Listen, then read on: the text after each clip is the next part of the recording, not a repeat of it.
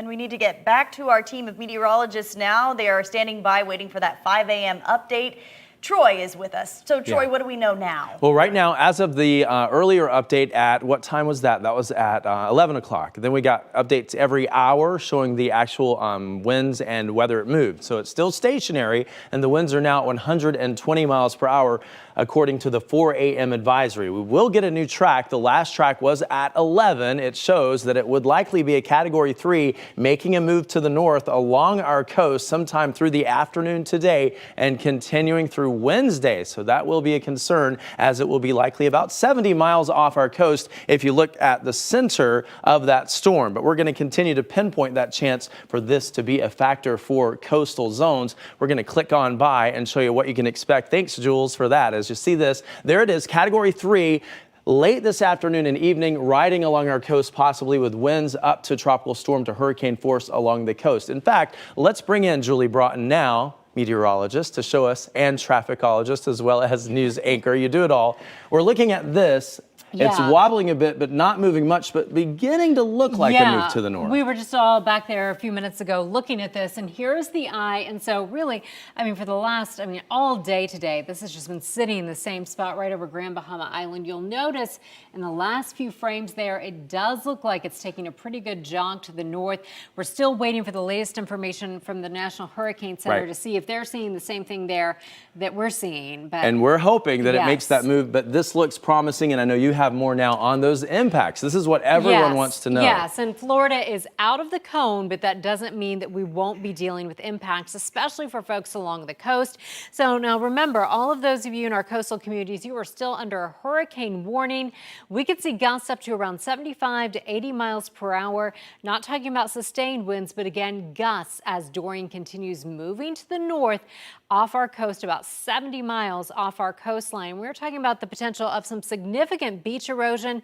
Some spots 4 to 8 inches of rain. We could see isolated areas maybe picking up more than that, but again, on average about 4 to 8 inches of rain. Then as we move farther inland, the impacts do lessen. Now, tropical storm force winds extend out from the center of circulation about 150 miles. That does encompass just about all of central Florida. So you could see some higher gusts. The farther west you go, the less those winds will be, but we're still talking about 20 to 30 mile per hour winds, some heavy tropical downpours. And again, our threat for tornadoes not very high because that front right quadrant of Dorian is out over the ocean. So that is some good news. But still, anytime we're dealing with a tropical system this close, we could see those isolated tornadoes. Now, areas like Seminole, Orange, Osceola, and Polk counties, we're talking about wind gusts around 40 to 50 miles per hour. Again, those tropical storm force wind gusts, 3 to 6 inches of rain. And if you are in a flood prone area, we could be talking about that potential of flash flooding. And again, that threat of isolated tornadoes. But again, Troy, we've been talking about the good news here. I know you'll remember with Irma, we saw what was about 47 tornado warnings. Yes, it was nonstop.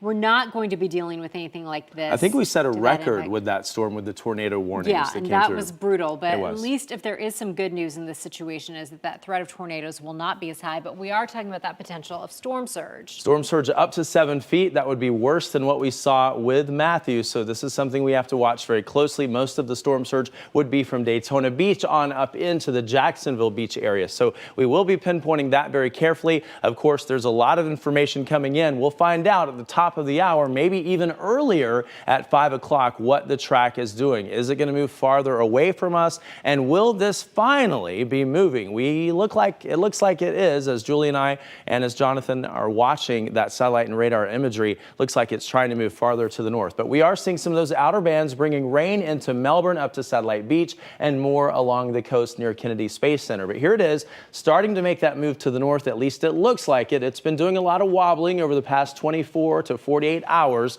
So we'll see what happens with the 5 o'clock update, ladies, hoping that we find out that it is making a move to the north and eventually it'll move along the coast and hopefully move out of here. We're sick of talking about it, right?